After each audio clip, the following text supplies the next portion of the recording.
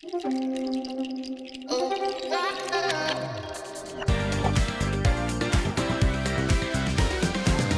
tout le monde, vous regardez le Talk, l'émission 100% Standard de Liège sur Vous Sport. J'espère que vous allez bien et que vous êtes prêts à redémarrer cette nouvelle saison foot avec nous. Nouvelle saison, nouveau format. On a décidé de quitter notre studio pour être ici dans les infrastructures du Standard. On va tout simplement cette saison vous proposer une émission de dingue. Chaque semaine, vous aurez des interviews exclusives des joueurs, du staff. Vous allez découvrir le noyau A comme vous ne l'avez jamais vu. Alors évidemment, il y aura les traditionnelles séquences que vous avez pu découvrir la saison passée, à savoir le camp adverse, le hat-trick. Il y aura aussi des reportages exclusifs sur les différentes personnes qui travaillent dans cette structure du Standard de Liège. Bref, une saison 2 tout simplement incroyable. Elle commence ce soir avec Nathan Ngoy, le défenseur du Standard que vous allez découvrir ce soir tout simplement. Il va nous parler de son histoire, de son début de carrière, mais aussi de son rituel d'avant-match.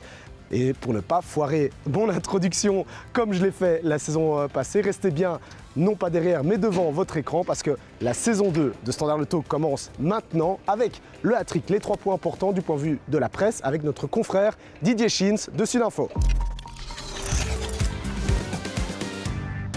Les 3 enseignements moi, que je retiens après ce triste, il faut bien l'admettre, Standard Westerlo 0-0, c'est la note positive, c'est le fait que le Standard n'ait pas pris de but.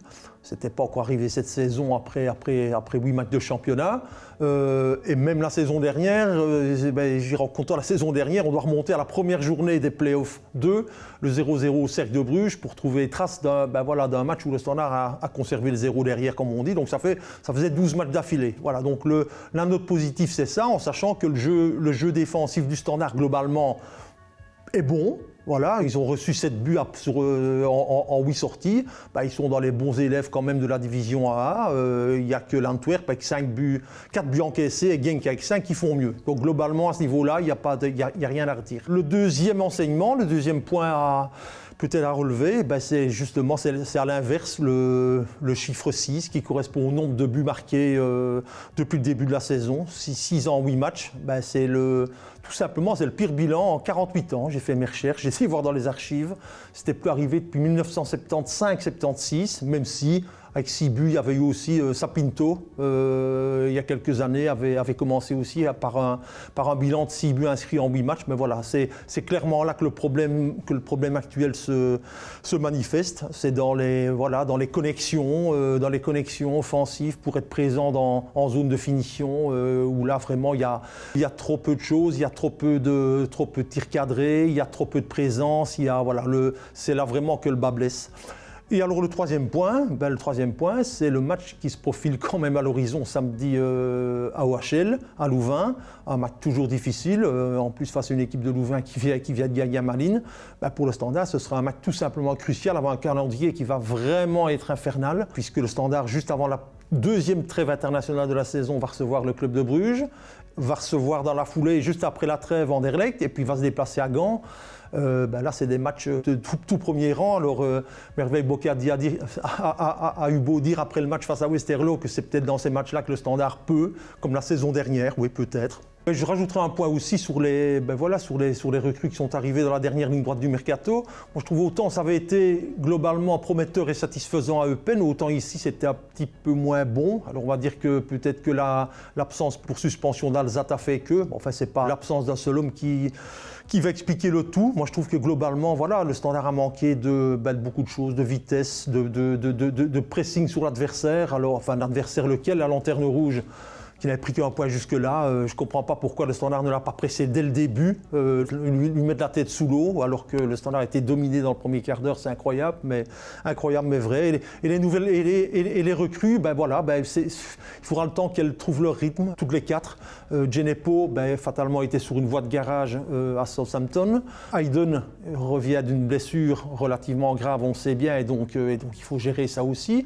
Et on ne comptait plus trop sur lui non plus dans son club. Alzat ne comptait plus à Brighton, donc a eu très peu de temps de jeu jusqu'ici. Et la même chose pour Sowa, que Dela avait mis dans le maillot B tout simplement à Bruges le temps qu'il se trouve une porte de sortie. Voilà, donc tout ça, plus les automatismes à trouver au niveau offensif, c'est pas simple, et ça explique peut-être les hauts et les bas que le Standard va peut-être vivre dans les prochaines semaines.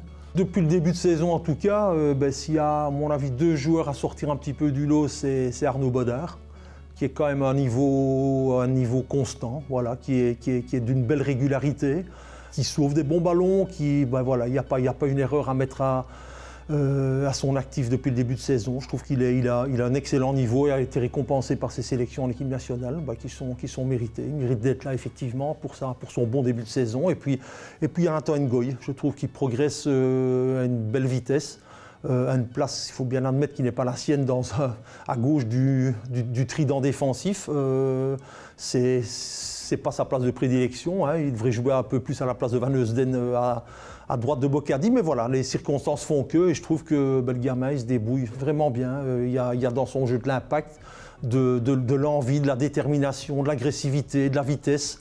Et je trouve que voilà, c'est un petit peu la note un petit peu réjouissante de ce début de saison à Sclessin. C'était le hat-trick de Didier Schins. Merci beaucoup Didier. On passe maintenant à la séquence qui vous concerne, chers amis supporters. C'est Paroles de supporters. On est parti à la rencontre du président de la famille des Rouges pour qu'il nous explique tout simplement en quoi consiste la fonction de président et pour qu'il nous explique aussi les attentes des supporters cette saison. Bonjour, je m'appelle Grégory Rancard, je suis le président des Red Gunners, un club de supporters situé dans la région de Namur. Je suis également le président de la FDR, donc de la Fédération des Rouges, qui regroupe l'ensemble des clubs supporters officiels du Standard. Je suis également représentant à la National Supporter Federation, qui regroupe l'ensemble des clubs en Belgique. Le Standard est arrivé dans ma vie assez rapidement car je suis un supporter depuis de longue date. Donc j'étais au stade avant mes 10 ans. Je suis abonné maintenant au Standard depuis l'année 96 en tribune 3. J'ai toujours été en tribune 3, au début en bas et puis après les travaux de l'Euro 2000, je suis monté en DEF3. Et depuis lors, j'ai pu lâcher ma place d'abonné. Je suis abonné à cet âge-là depuis de nombreuses années. On est représenté par un CA qui avons été élus par les présidents des clubs.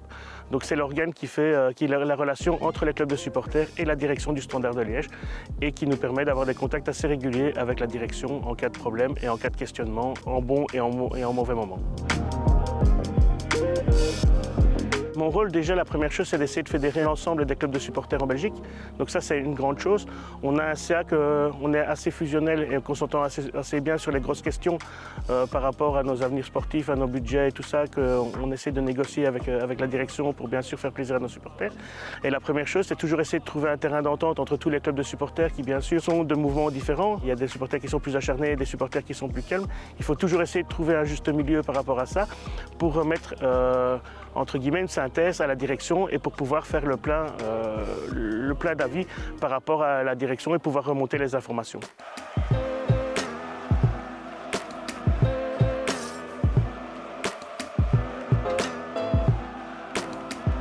C'est un rôle qui n'est pas tout le temps agréable, il faut le savoir, parce qu'à chaque fois qu'une personne prend des responsabilités, bien souvent les problèmes, ça revient vers lui. On gère des petits problèmes comme on peut gérer des gros problèmes en collaboration avec le Standard ou avec les différents clubs de supporters qui se trouvent, comme par exemple la réduction maintenant du nombre de cars en déplacement, que ça devient problématique et que je suis impliqué là-dedans pour la gestion de regrouper les clubs pour partir en déplacement.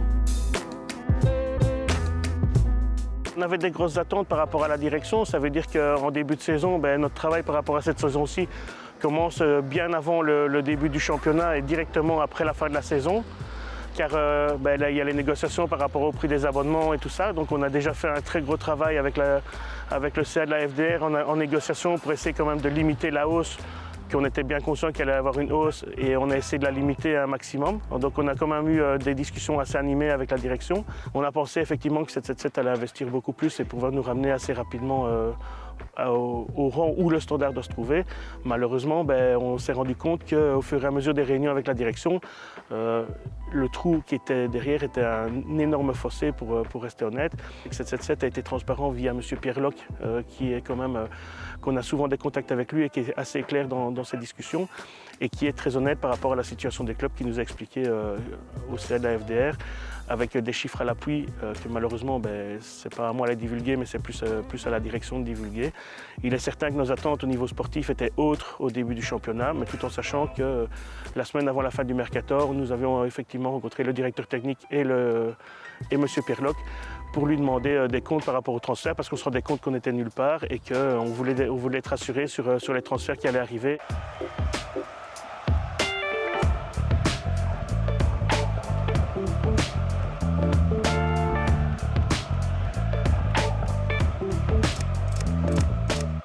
top 6 pour le moment s'éloigne peut-être un petit peu. Au foot avec les 3 points, ça va très vite. Mais bon, on essaye vraiment d'avoir un redressement le plus rapidement possible. Et donc on a vu que des joueurs sont arrivés, ça ils ont promis leurs promesses. Peut-être un peu tard pour commencer la saison, mais en tout cas les joueurs sont arrivés et on espère que ça va se redresser avec le coach. Ils ont transféré beaucoup de jeunes au début et donc c'était un peu notre crainte avec des joueurs qui n'étaient pas encadrés. Effectivement, dans les jeunes qui sont arrivés, c'est des joueurs qui ont un haut potentiel et donc pour avoir des bonnes équipes, pour avoir des finances, effectivement, on doit prendre des joueurs qui ne coûtent pas cher pour pouvoir le vendre plus tard. On a le retour de Zino qui est magnifique parce que je pense que c'est vraiment la mentalité liégeoise et ça permet d'insuffler des choses dedans. Maintenant, on a Djenepo qui est ici et qui est également revenu. On a Alzate qui est là, c'est des joueurs de qualité qui sont arrivés. Moussa Djenepo est arrivé, c'est vraiment des joueurs du top. Du moins pour le championnat de Belgique, c'est vraiment des très bons joueurs. Maintenant, malheureusement, ils arrivent un peu tard, il faut le temps que la sauce prenne et espérons que le top 6 sera toujours atteignable. Le problème, c'est que les supporters, c'est comme tous, on s'enflamme très vite à Liège et ça, j'ai tendance à beaucoup le répéter. On va faire 5-6 bons résultats et on va tout de suite se voir au-dessus. On va faire 5-6 résultats et on va voir que tout est bâclé. Le seul problème, c'est que je pense que tous les supporters, on s'attendait à un autre début de saison, on s'attendait à un apport financier beaucoup plus grand pour pouvoir ramener des joueurs et commencer à reviser le titre, surtout que la direction nous avait annoncé un peu un top 6, ou du moins les playoffs un minimum, ce qui sont un peu crucial par rapport aux finances du Standard. Il est certain que maintenant, les supporters, tout le monde s'inquiète parce qu'on a fait un très très mauvais début de championnat. On voit qu'on gagne Eupen avec Alzate et des joueurs comme ça qui sont en train de rayonner. Maintenant, on voit des joueurs contre Westerlo qui sont peut-être un peu en manque de confiance et un peu en manque de temps de jeu et de rythme. Et donc, au fait, il faut le temps que la sauce prenne. Mais le problème, c'est que le Standard est déjà un peu lardé dans le top 6. Et donc, malheureusement, il faut qu'on morde sur nos chics et espérer avoir que la sauce prenne le plus rapidement possible pour essayer de recoller à ce top 6. Et espérons décrocher la Coupe d'Europe, ce qui est toujours possible. Mais il est certain que les joueurs doivent revenir en forme. Est-ce qu'il y aura des changements encore de M. Oufkens à l'OHL, on verra bien. On le saura seulement ce week-end jeudi en se déplaçant. Mais en tout cas, il y a une chose que je veux saluer, c'est que tous les supporters du Standard ont quand même été fidèles à leurs couleurs. Et quand je vois les tribunes 3, les tribunes 1, toutes les tribunes 1 et 4 qui sont en train de chanter pour nos couleurs et qui encouragent nos joueurs, ça c'est magnifique. Et je pense que c'est la plus belle des choses qu'on doit montrer au Standard. C'est qu'actuellement, on vit un moment très très compliqué. Mais la seule chose, c'est qu'on doit faire bloc avec l'équipe, avec la direction. On espère réellement que ça va fonctionner et que ça va se relancer le plus rapidement possible pour ramener le Standard à l'endroit où on doit être. Avant de lancer la séquence rouge du soir et l'interview exclusive de Nathan Ngoy, on vous propose un autre petit reportage. Alors j'imagine en tant que supporter, vous avez déjà vu les vidéos de présentation des joueurs sur les écrans du stade. Eh bien rien que pour vous, on vous présente aujourd'hui les coulisses du tournage de ces vidéos. C'est la story.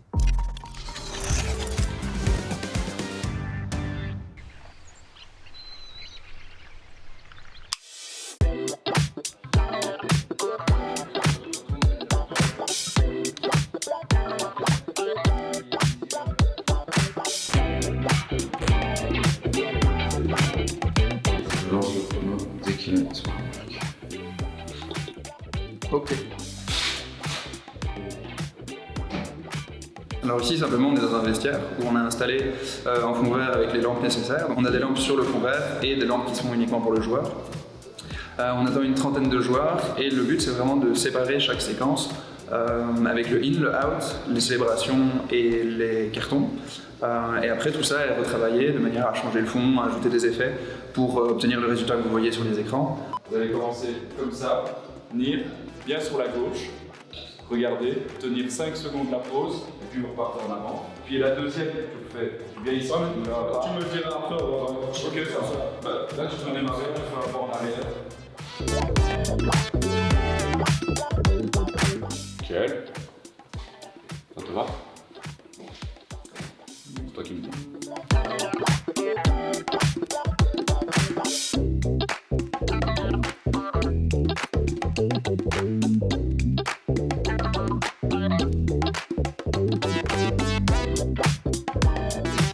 Le in-out, les célébrations et les cartons, c'est donc quand les joueurs rentrent sur le terrain, qu'ils en sortent, ou quand ils marquent un but. Alors l'installation prend plus ou moins une demi-journée pour juste le fond vert et les lampes. Puis une fois que les joueurs arrivent, là, il faut vraiment respecter les horaires parce qu'eux, ils sont disponibles ou pas. Donc ils ont vraiment leur créneau et c'est là qu'il faut un peu enchaîner pour être sûr d'avoir de la matière pour pouvoir le faire correctement. Si ma célébration c'est enlever le maillot, je fais comment? Non. On peut pas. Tu vas enlever le maillot? Enlever le maillot en fait. Déjà c'est carton jaune. Voilà. Ça célébration à deux. Non, il parlait de moi, il enlever le maillot. Ah, tu veux enlever? Tu veux montrer ton corps? Moi je crois que c'est pour les polices.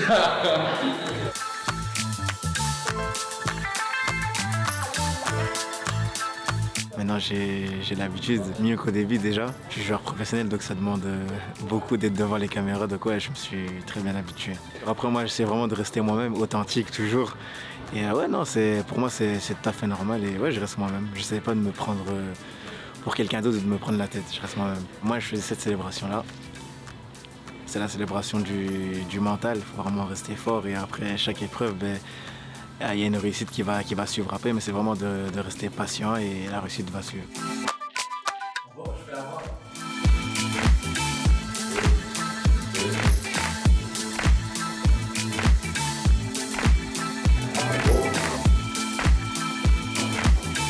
It was easy, nice and quick, and yeah, it was good fun. If it was a long photo shoot, I wouldn't be happy, but it's only short and quick, and everyone likes a picture. I feel like whenever you're at a club, you just have to. You're playing for the club, so every goal, every win, it's not just for you, it's for the club, for the team. So yeah, just right now I'm here, so every goal I'm going to dedicate it to the club.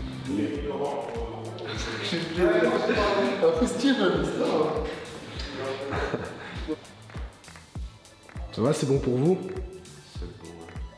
On utilise un fond ovale parce que c'est une couleur qui est fort éloignée de la couleur de la peau et c'est une couleur unique qu'on peut retirer facilement pour remplacer le fond comme on veut en fait.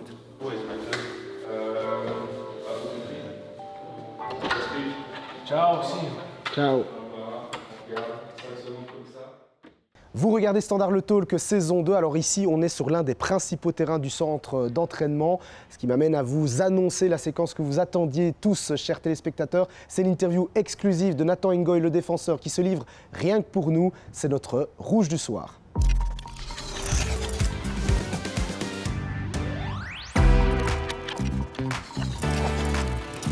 Nathan Ngoy, 20 ans, je suis né à Bruxelles, j'ai grandi à Molenbeek. J'ai une petite sœur, un petit frère, 2 grandes sœurs et je suis un joueur du Standard de Liège.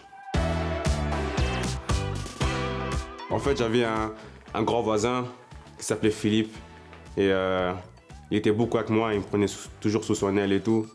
Et des fois, il m'emmenait sortir. Un jour, il m'emmenait sortir et depuis là, j'avais peut-être déjà 5-6 ans quand je commençais à jouer devant chez moi.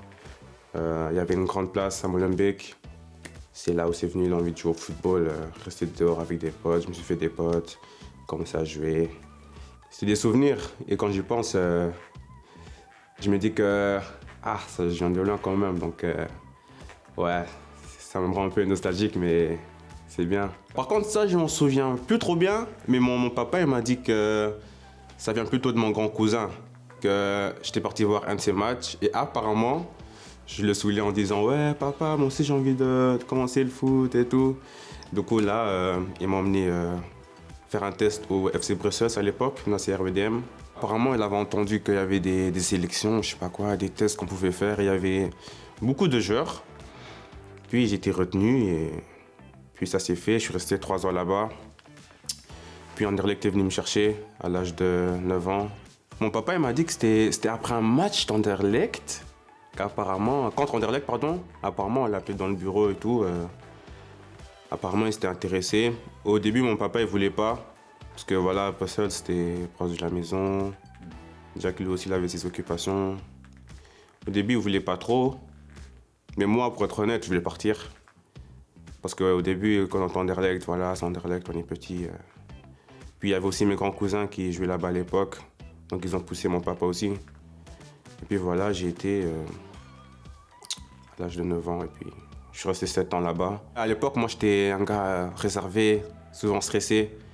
Donc au début, c'était difficile pour moi parce que là-bas, tu voyais déjà tout le monde jouer. Voilà, ça jouait Anderlecht, Nerpede. Et puis ouais, il m'a fallu peut-être 2 ans. J'ai failli partir de là, d'Anderlecht, carrément. Parce qu'au début, c'était pas top. Et puis voilà, ça s'est fait, je suis resté. Et Dieu merci, ça a été après. Hein. Je pense que c'était contre Anderlecht aussi, hein, en U6. Je me rappelle. Et je me rappelle. Voilà, on jouait. Je pense qu'on ramassait un score. Pas possible. Du coup, j'ai commencé à pleurer sur le terrain. On m'a fait sortir. Ça, je me souviens très bien. C'est là où j'ai fait mon premier match et ça s'est passé comme ça. Franchement, quand j'étais petit, je regardais CR7, hein, comme tous les petits. Du coup, je voulais avoir toujours le numéro 7 dans le dos. Je pleurais et tout avant les matchs pour avoir le 7, c'était n'importe quoi. Mais je dirais Cristiano Ronaldo. Parce qu'à l'époque, j'étais attaquant encore. Je jouais en pointe, CR7. Et je voulais claquer. Et j'en claquais en plus, hein. N'empêche. Beaucoup. J'ai joué avec Zeno de Bast maintenant, dans Anderlecht. Struikens aussi, Bakayoko, PSV. Tout ça, c'est ma génération, hein. Après, t'avais Lavia aussi. Franchement, je suis toujours en contact avec. C'est des potes à moi et ça va bien.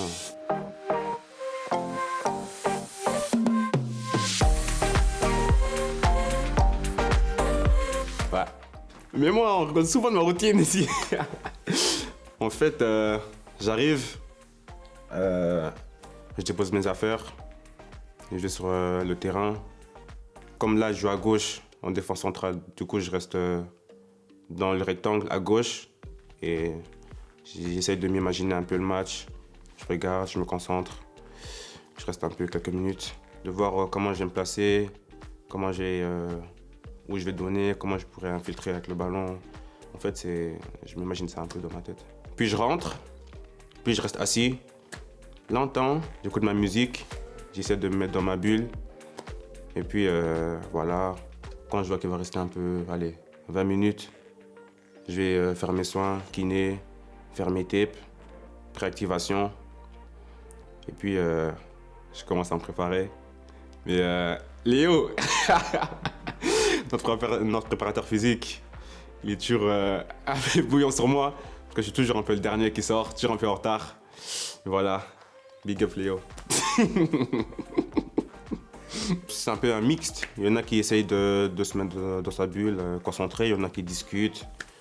La musique elle est à fond. Donc j'entends pas trop ce qui se passe. Mais chacun fait son truc et on essaye tous de rentrer dans notre match direct en fait, dès le vestiaire. Ma petite prière, important ça, avant de rentrer. Comme ça je me sens protégé. Et je pense à ma famille, mes proches. Et ça me donne un petit boost encore, un peu plus. Ouais. Je me dis, mon ganat, aujourd'hui il faut envoyer la sauce, hein. Faut pas déconner. Il y a tout le monde qui te regarde. Faut aller mon gars. Une petite pression, pas du stress, une petite pression. J'ai mes 2 sauts là d'avant-match et j'y vais. C'est important quand même, parce qu'on doit quand même savoir contre qui on joue. Je pense que nos vidéo-analystes, avant chaque match, ils viennent nous parler, nous dire un peu comment ça se passe en face. Donc on essaye de s'adapter. Mais le plus important, c'est qu'on essaye de jouer à notre façon à nous et pas trop le regarder. C'est important de savoir quand même ce qu'ils vont faire, mais c'est important aussi de savoir ce que nous, on va faire. Et voilà, c'est comme ça qu'on essaye un peu de préparer nos matchs. Moi, perso, j'essaie pas trop de me poser des questions, en fait. J'ai confiance en moi, donc j'écoute les consignes du coach, j'écoute ce qu'il veut, j'essaie de les appliquer, mais au fin de compte, c'est moi qui joue. Donc je me fais confiance et je joue comme je sais faire et je ne me pose pas trop de questions. Franchement, personne. J'essaie surtout d'apprendre avec, par exemple, Zinho ou Bopé. Et il y avait Ducène aussi l'année passée. Même si je n'étais pas beaucoup là, j'ai été longtemps blessé, mais essayer de jouer comme je sais faire et d'apprendre d'eux. Mais pour être honnête, non, je ne regarde pas trop les autres. Ça se fait automatiquement. Je pense qu'à force de s'entraîner, à force de jouer des matchs, à force de passer du temps ensemble, ça se fait automatiquement à l'entraînement. Puis ouais, ça crée des automatismes. On se comprend vite. On n'a pas besoin de se parler, juste par des gestes et ça passe. On s'entend bien. Après, on s'entend avec tout le monde. Je dirais pas forcément non, par ligne. Non. Franchement, on est un groupe, on est tous bon délire, donc...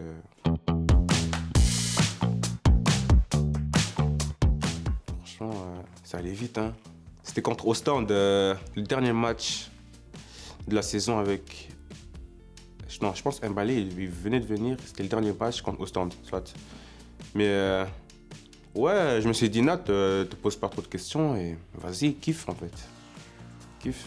Ça sert à rien de se poser des questions et tout est parti très vite. Et c'est là où tout a démarré. Hein. Les coachs, hein. Enfin, oui, Thierry Siquet, Wesley Song, c'est des coachs avec qui je m'entendais super bien et qui m'ont fait progresser aussi, avec qui je parlais beaucoup. D'ailleurs, je suis encore en contact avec et c'est des bonnes personnes et tout s'est bien passé avec eux.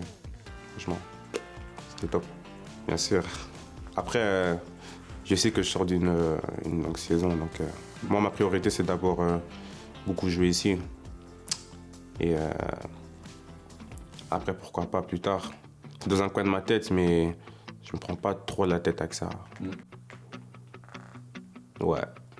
C'est pas un truc positif, mais c'est un truc qui m'a rendu encore plus fort mentalement. C'était face à Malines, avec Mbaye, quand les supporters sont rentrés sur le terrain. C'était une saison compliquée, parce qu'on va pas se mentir. Mais je venais de rentrer en pro. Voilà, j'ai vécu ça, ça m'a rendu plus fort mentalement.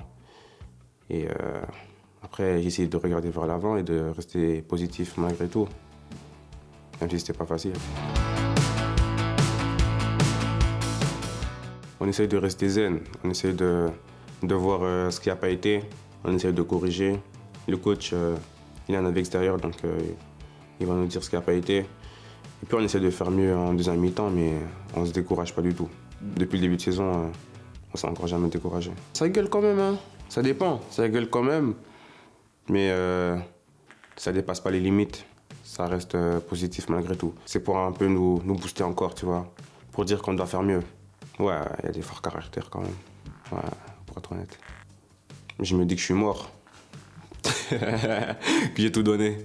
Enfin, si je sens que j'ai pas tout donné sur le terrain pendant 90 minutes, ben, je vais pas bien me sentir. Je vais me dire, Nat, même si tu as gagné 5-0, 6-0, tu n'as pas fait le job aujourd'hui.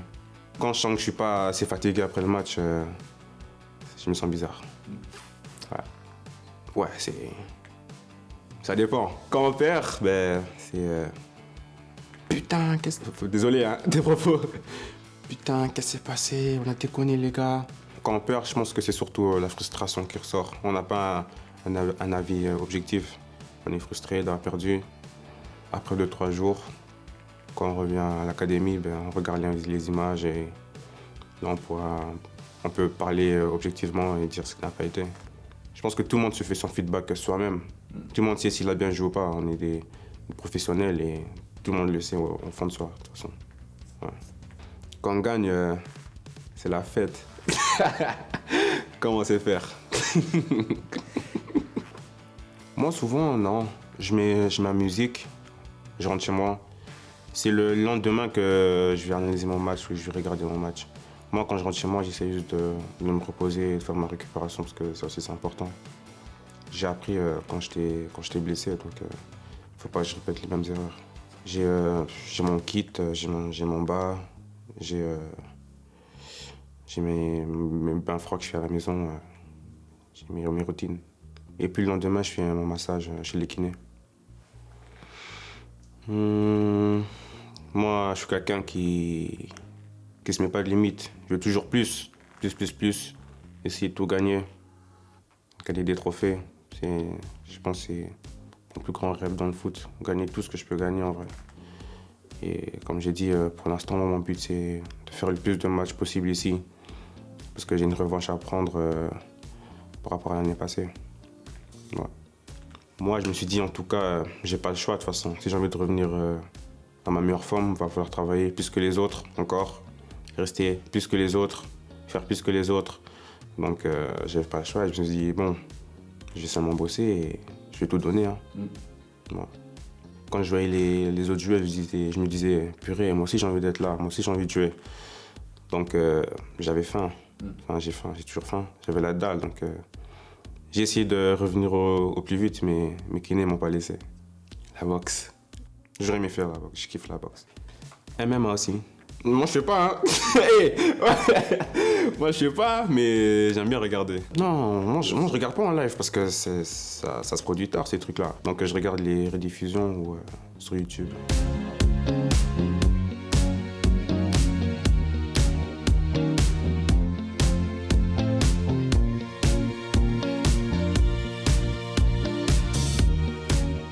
Coach Mbaye.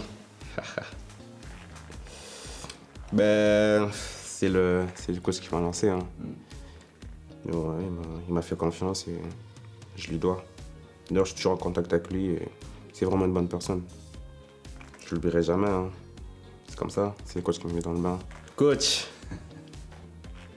Très très proche de ses joueurs. Il nous protège toujours. Et ce que j'ai aimé avec lui, c'est qu'il a été honnête avec moi dès le début.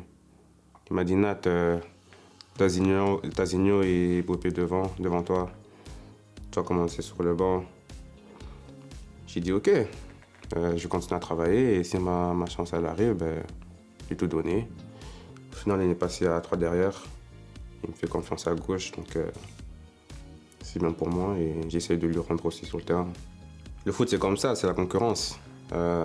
S'il décide de repasser à 4, ben, c'est comme ça. Après, c'est au coach de faire les choix. Hein. Moi, je suis là, j'essaie de tout donner. Après, c'est lui qui prend les décisions.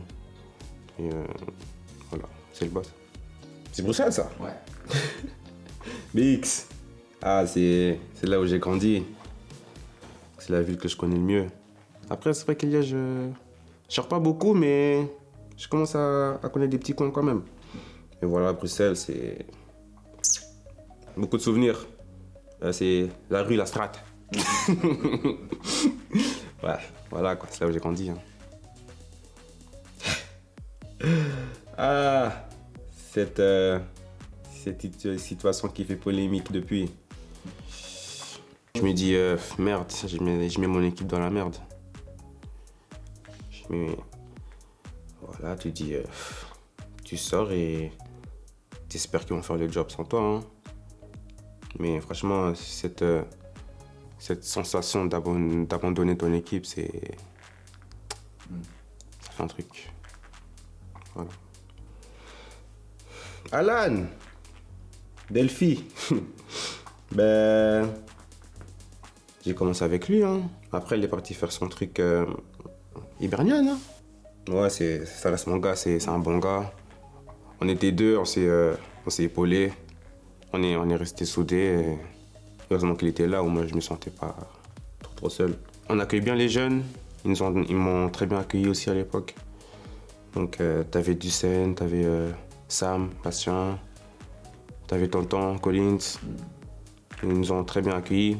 Et forcément, t'es le petit. Donc c'est comme si, vas-y toi, tu vois. T'es le petit, même si on t'aime bien. Donc faut faire son trou. Faut quand même arriver avec un certain caractère quand même, parce que tu dois te faire quand même une place. T'es pas là juste pour t'entraîner et puis dire de toute façon lui on sait il va pas jouer. Donc voilà, c'est comme ça et c'était pas facile, mais je pense que j'ai quand même réussi un peu à faire mon trou quand même. Après voilà, il a décidé de partir. J'espère que là-bas ça va aller pour lui et mais on s'y en joue et c'est un bon gars donc. ZDB, c'est mon gars. Mais écoute, lui, quand je suis parti, je jouais avec lui en Anderlecht dans l'axe. Quand je suis parti, il est resté. On est toujours resté en très bon contact. Maintenant, ça marche très bien pour lui. Il est en Diable Rouge. Anderlecht, son premier, je pense. Je pense qu'il pouvait partir aussi, un truc comme ça, je sais pas. Mais j'ai parlé avec lui, mais on reste en très bon contact. Mais bon, sur le terrain, il n'y a pas d'amis. Hein. Il joue chez l'ennemi, donc si je peux le casser, je vais hésiter. Surtout que c'est un petit mauve. Non, je plaisante, mais c'est un bon gars. Et Anderlecht, c'est un très bon joueur. Donc, ouais, hein, ça marche pour lui et je suis content pour lui. C'est mon pote après tout. Hein. Donc voilà, qu'il continue seulement. HS, mon gars, Sique, très bon gars aussi, mes potes aussi. Quand je suis venu en U18, lui était déjà en 21. Il redescendait quelques fois. Donc à cette époque-là, je ne parlais pas trop, on se côtoyait pas trop. C'est quand je suis monté en pro que là j'ai commencé à bien apprendre, à le connaître. Et lui aussi m'a très bien accueilli, il est resté auprès de moi, il m'a aidé. Maintenant, félicitations à lui, il a fait sa cape, très bon joueur. Qualité de centre incroyable.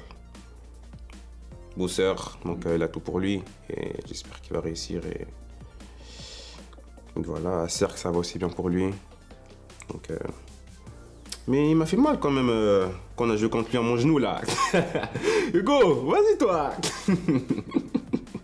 Non mais c'est un bon gars, on a parlé après et il m'a encouragé encore parce que voilà, c'était un peu compliqué le début de saison. Il m'a dit même si ça ne tourne pas, Nat, continue à bosser et ça va aller. Je le remercie pour ça, mon gars. La Belgique. C'est dans le coin de ma tête, mais on bosse et on verra. On verra. C'était donc l'interview en toute sincérité de Nathan Ngoy. J'espère que vous avez apprécié. Comme je vous l'ai dit en début d'émission, vous en aurez chaque semaine des interviews similaires où vous pourrez découvrir vos joueurs préférés dans le noyau rouge. On arrive à la fin de l'émission, ce qui nous amène à analyser pour terminer le prochain adversaire du Standard dans le camp adverse. Ce samedi 30 septembre à 18h15, le Standard se déplace à l'OHL. L'occasion en quelques minutes d'analyser l'équipe louvaniste. L'OHL est actuellement 12e au classement, juste devant son adversaire du week-end, le Standard, avec un bilan sur 8 matchs de 2 victoires, 3 nuls, 3 défaites, 11 buts marqués, 13 buts encaissés. Un début de saison plutôt moyen pour les hommes de Mark Brace, même si le dernier match s'est soldé par une victoire à Malines. On va d'ailleurs regarder la dernière composition alignée par le coach louvaniste lors de cette victoire 1-2.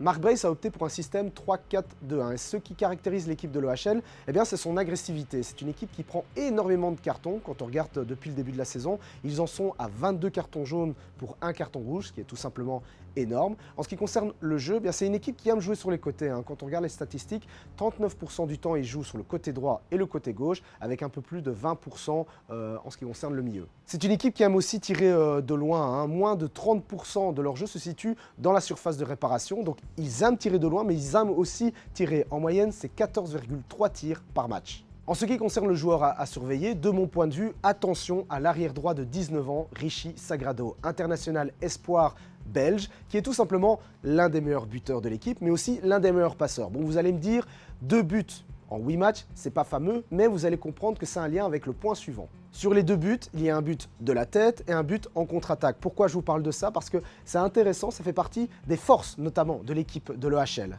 Parmi les forces, donc, on notera les phases arrêtées et les contre-attaques. Plus de 40% des buts ont été inscrits soit en phase arrêtée ou soit en contre-attaque, donc attention à ça. Parmi les faiblesses, et là c'est intéressant pour le Standard, l'OHL a du mal à défendre contre des ballons en profondeur, ce qui pourrait profiter à des joueurs, des grands talents comme Djenepo par exemple. C'est un gros match qu'attendent les Rouges ce samedi. L'OHL est une très bonne équipe, mais le Standard a les armes pour pouvoir réaliser un résultat là-bas, même si les derniers résultats ne sont pas en faveur des Rouges. Ça ne va pas forcément plaire aux supporters, parce que sur 5 confrontations entre l'OHL et le Standard, c'est tout simplement 3 défaites pour les Rouges et 2 nuls. Mais vous le savez comme moi, un match n'est pas l'autre.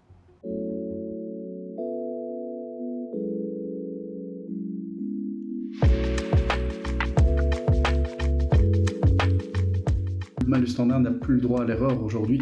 Après ce faux pas, parce qu'on peut clairement parler de faux pas, même s'il y a eu du mieux dans le jeu face à Westerlo, un match nul à domicile face à la Lanterne Rouge, ça passe pas pour le Standard qui fait du surplace, 7 points, de nouveau dans la zone rouge. Il n'y a pas le choix pour Karl Loufkens et ses hommes, il faut absolument s'imposer.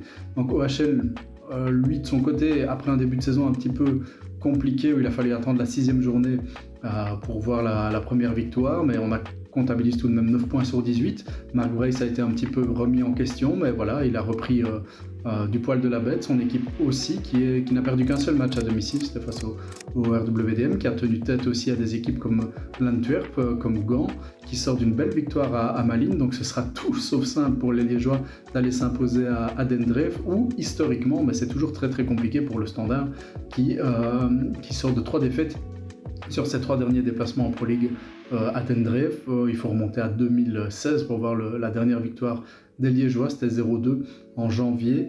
Donc voilà, ce sera très compliqué. OHL qui aura peut-être tendance à attendre un petit peu que les Liégeois sortent du bois parce que la pression est clairement sur le camp des Rouges.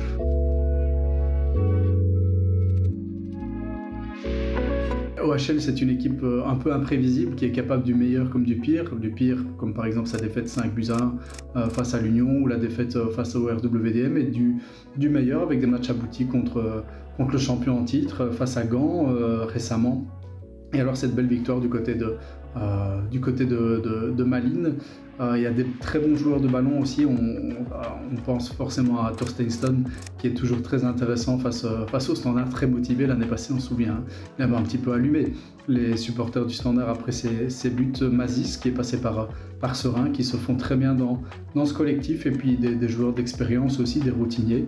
Donc c'est une équipe très difficile à manier, et Mark Brace aussi est un coach un petit peu qu'on n'arrive pas véritablement à cerner, qui joue aussi avec les nerfs de ses opposants. On se souvient aussi d'altercations d'après-match, par exemple avec Mbailey à l'époque, où on avait joué à l'intox du côté de Mark Brace en ne donnant pas totalement sa composition d'équipe, ou du moins ses remplaçants. Donc voilà, Mark Brace, un roublard, une équipe qui n'a pas un début de saison exceptionnel, même si elle s'est bien reprise récemment avec 3 matchs sans défaite pour les louvanistes.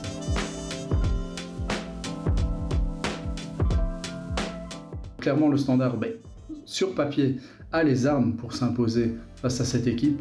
On le sait, la fin de mercato a été salutaire pour les Liégeois, même si ça ne s'est pas malheureusement vu face à Westerlo. Je l'ai dit, il y a du mieux dans le jeu, c'est plus structuré, c'est un petit peu plus lisible, mais offensivement, c'est encore très très maigre. On a du mal évidemment à trouver Kanga dans la surface, et quand on le trouve, comme face à Westerlo, ce dernier n'a pas eu le bon geste, même s'il sortait de 2 matchs avec 2 buts pour l'Ivoirien. Mais clairement, c'est insuffisant dans la production offensive, où jusque dans le dernier tiers, j'ai envie de dire, c'est correct. Défensivement, c'est très bon, c'est solide. On a la 3e défense du championnat du côté du Standard, mais c'est surtout la pire attaque avec Courtrai. Donc là, c'est là clairement que le bas blesse. Je pense que le retour de Steven Alzate va faire du bien à cette équipe, parce que c'est un accélérateur de jeu, comme le sont aussi Balikwisha et Djenepo. Mais voilà, lui, Alzate, c'est par une passe, par un mouvement, par un appel aussi décalé, faire le décalage nécessaire qui est bénéfique justement pour des joueurs comme Djenepo, sur lequel on se repose peut-être à mon sens un petit peu trop depuis son retour à Sclessin. Il a envie de forcer lui aussi un peu la décision sur son flanc gauche, et alors je pense que Moussa Djenepo sera toujours plus intéressant lorsqu'il rentre dans le jeu. Il était trop collé à la ligne face à Westerlo, et à chaque fois qu'il a été dangereux, que ce soit à Eupen lors de son dribble où il passe en revue 3 Eupenois avant de frapper au-dessus dans la surface, ou alors face à Westerlo lorsqu'il est revenu dans une position plus axiale avec cette frappe qui passe juste à côté du but de Bolat. Ça, c'est une arme aussi à utiliser pour les Liégeois. Et alors les longs ballons peut-être dans le dos de la défense, oui. Maintenant, il faut voir comment OHL va se tenir face à cette équipe du Standard. Je ne pense pas que les louvanistes vont aller toute voile dehors, et je pense plutôt qu'ils vont attendre les Standardmen. Il faudra être patient, un peu comme à Eupen aussi. Au Standard, on a décidé de jouer la carte de la continuité. Fergal Larkin l'a récemment déclaré. Karl Hufkens est l'homme de la situation. On a toujours confiance en lui, les joueurs sont derrière lui aussi, ça c'est important de le dire, le message passe bien. On a peut-être envie de lui laisser encore un peu de temps avec les dernières arrivées au mercato. S'il avait eu ces 4 derniers transferts un peu plus tôt dans le mercato, peut-être aurait-on vu un autre Standard. Je ne pense pas que le Standard est très mauvais depuis le début de saison. Il a manqué parfois un peu de chance aussi, mais de la justesse surtout. Je pense à des matchs comme fatalement face à Westerlo, ou encore à Courtrai, que le Standard doit toujours gagner. Donc il n'y a pas tout acheté, mais clairement, malheureusement, un coach est toujours jugé sur son bilan comptable, et une défaite à OHL avant de recevoir Bruges de Ronny Deila ça serait très très compliqué pour Karl Loefkens. Voilà, c'est sur ces images d'entraînement qui se passent derrière moi que se termine la première de la saison 2 de Standard le Talk. J'espère que vous avez apprécié ce nouveau format. N'hésitez pas à nous laisser des commentaires, soit par mail ou en vidéo à l'adresse rsl@letalk.be. N'hésitez pas aussi à donner votre avis sur les différents sujets liés au Standard de Liège.